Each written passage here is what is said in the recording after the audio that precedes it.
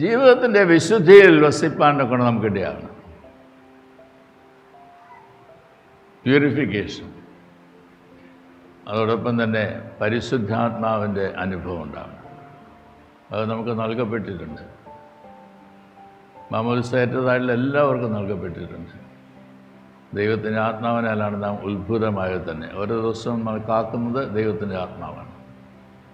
എൻ്റെ വിശുദ്ധിയുള്ള ജീവിതവും പരിശുദ്ധാത്മാവിനാൽ പ്രയോജിതമായിട്ടുള്ള ജീവിതവും നയിക്കുവാനായിട്ട് നമുക്കിടയാണ്. അവിടെയാണ് ദൈവത്തിൻ്റെ ആത്മാവുള്ളവരായിട്ട് ജീവിപ്പാനായിട്ടും ദൈവീകമായിട്ട് ജീവിപ്പാനായിട്ട് നമുക്കിടയായിട്ട് തീരുന്നത്.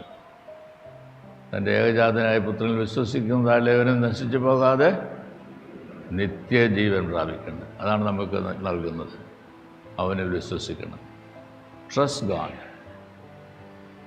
He is faithful, he keeps his promises. ആ ദൈവത്തിൽ വിശ്വസിച്ച് ജീവിപ്പാൻ നമുക്കിടയാവട്ടെ.